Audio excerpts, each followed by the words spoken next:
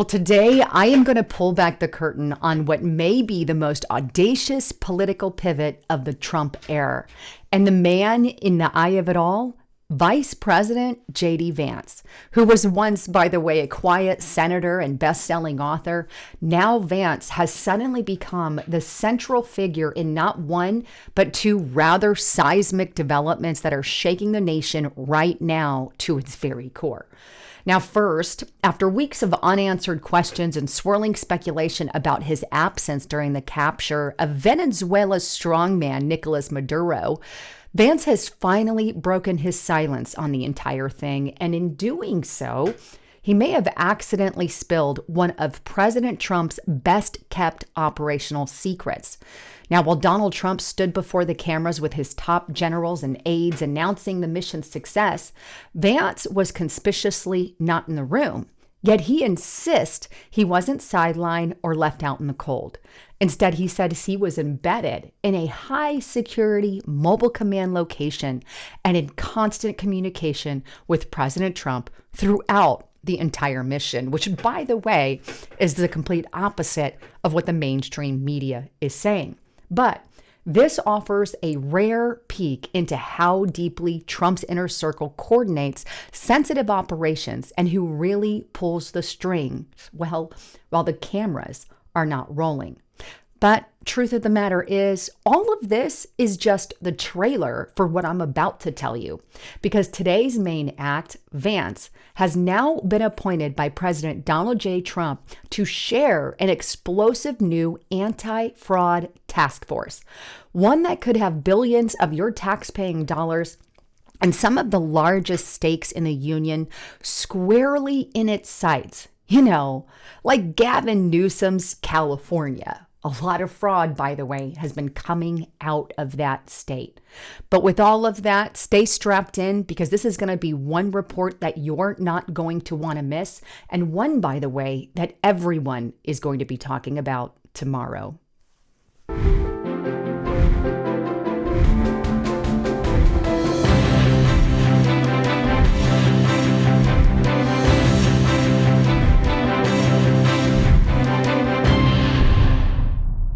Well, as a quick reminder, please make sure you're still subscribed to the channel. YouTube has been unsubscribing people and not sending out notifications. So please make sure you have that bell check, hit the like button, and share this video with everyone. And by the way, if you're not aware, I have restarted up my secondary channel here. So please go to Lisa Report and subscribe there. I'll leave a link in the comment section. I'll pin that to the top. But I'm going to be posting exclusive videos to that platform as well. You can see the two that I've already posted on it recently, or the three. So go and sign up at Lisa Report today, and hopefully those notifications will get out. But with that, what of this Trump secret and that got shared by JD Vance, and what exactly is happening with JD Vance? I think there's a lot going on there. We'll take a look at where I found it. And then this is on the dailymail.co.uk. JD Vance drops telling insight about Trump chain of command as VP reveals whereabouts during Maduro's capture. JD Vance let slip a fascinating insight into Donald Trump's chain of command while discussing Maduro's capture in an exclusive interview with the Daily Mail on Tuesday.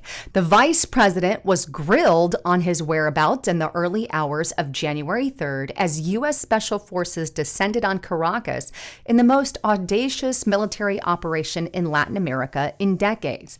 Now, Vance was the subject of frenzied speculation in the aftermath as photos beamed out of the White House showing Trump with Marco Rubio, with Pete Hegseth, and with John Ratcliffe in the Situation Room at Mar-a-Lago. In other words, once everybody saw those people, those three people around Donald Trump, and no JD Vance, all the speculation and rumors started flying, by the way.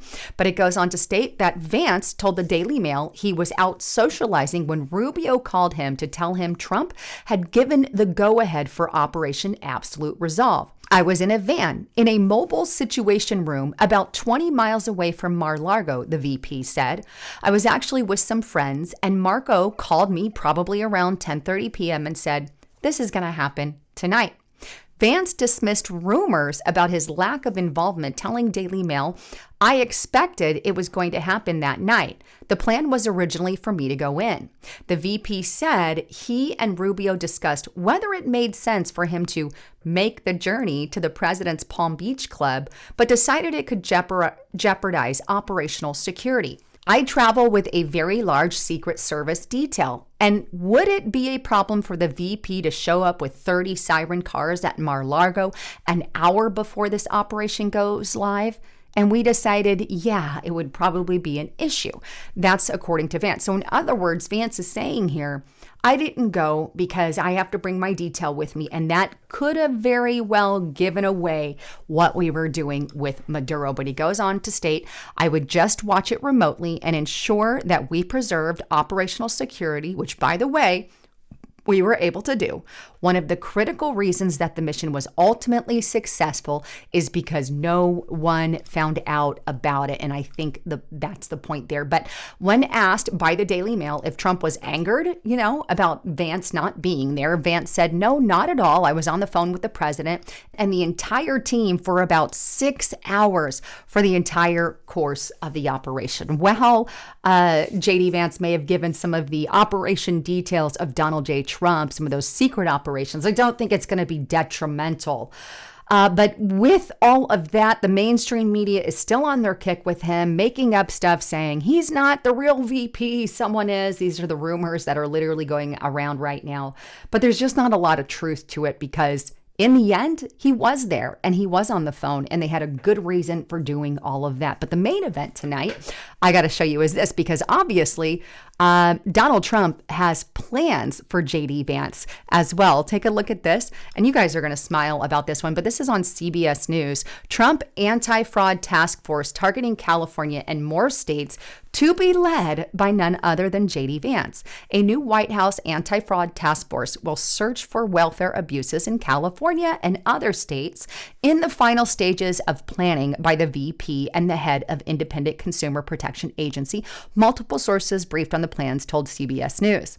President Trump intends to sign an executive order in coming days naming VP Vance as chairman of the task force, a move that's meant to signal the importance of the efforts to the president. Now it goes on that Andrew Ferguson, a federal official whose job it is to prevent consumers from being exploited, will be vice chairman. Ferguson will manage both the FTC, where he is currently chairman, and the daily activity of the new task force, two of the sources said. The plan calls for Colin McDonald, who has been nominated by Mr. Trump for a newly created fraud investigative role at the Justice Department, to fall within the DOJ's management structure, reporting to Bondi and Deputy AG Todd Blanche, but to work closely with Vance and Ferguson. So this is great news because one of the things that I really want to see out of the Trump administration is that fraud and abuse finished and done, because no other president has agreed to take on something like that. So how much fraud and abuse is actually happening over in California? You're going to be surprised by a lot of this. I mean, if you thought Minnesota was bad, California's got a lot more on them. But here it is. Pandemic-related fraud totaled billions in California, and California is now trying to get some of it back. California is slowly clawing back some of the estimated $20 billion in unemployment money stolen by domestic and international criminals. Money earmarked for jobless relief during the height of the pandemic. It is by far the largest reported amount of pandemic-related fraud in any state. But critics say the California money recovery effort remains feeble, with too few people to be held accountable, and that the real fraud figure is likely higher, and I do believe it is as well. But nationally, the total amount of unemployment insurance fraud is staggering. The U.S. Department of Labor, Office of Inspector General, earlier this year told Congress that at least $163 billion in pandemic UI benefits could have been paid improperly, with a significant portion attributed to fraud. That is $163 billion, by the way, with a B. But in California alone, fraudsters using stolen Social Security numbers and stolen or made up names made off with what the state officials conservatively estimate about $20 billion. That's 11% of the $177 billion in jobless benefits paid out for COVID-19 relief. And if that wasn't hard, right? Someone claiming to be Dianne Feinstein got paid. There was also a John Doe that got paid, and even a Mr. Poopy Pants. I mean, what kind of leaders are running the state of California where you're going to pay someone with the name of Mr. Poopy Pants? I mean, legitimately. Now, that's not the only fraud that's been committed there. This is also on Zero Hedge. California's hospice fraud explosion, billions drained from tax-paying dollars. And here's some of the information that they shared. They go with organized crime rings, including Russia, Armenian mafia elements, infiltrating the system through ghost patents and fake companies. The scam highlights how globalist policies have opened the door to foreign exploitation of our resources. As fraudsters traffic beneficiaries like commodities, real Americans suffer denied care, while the deep state just has been looking the other way. One California physician billed the government $120 million in a single year, right? Claiming to oversee 1,900 patients, which is impossible, by the way. It's a workload that defies logic and of corruption. Not only that, but they also boast of all these hospice agencies that they have been paying a lot of money to. Needless to say, Gavin Newsom, who likely could be a presidential candidate in the future, has a lot of splaining to do. Anyhow, I want to really make it a point to take care of some of the fraud that we've been seeing all over the country, because why are we paying taxes if everything's going to pay for fraud and everything is just going back into the pockets of our leadership through fraud, like, in Minnesota with Tim Walz and Ilhan Omar? I'm sick of these people joining Congress and then suddenly becoming quadruple millionaires by the time they've left office. It's just insanity. But anyway, JD Vance, I think, obviously is in good terms with President Trump. He's putting him in some pretty high places. So I wanted to share all of that with you. As a quick reminder, please make sure you sign up to restrictedrepublic.com. I've got lots of great information that I'm sharing on there. It's exclusive to this platform. This is the best place to get everything we post. Both Justice Knight and myself post everything on there without commercials, by the way.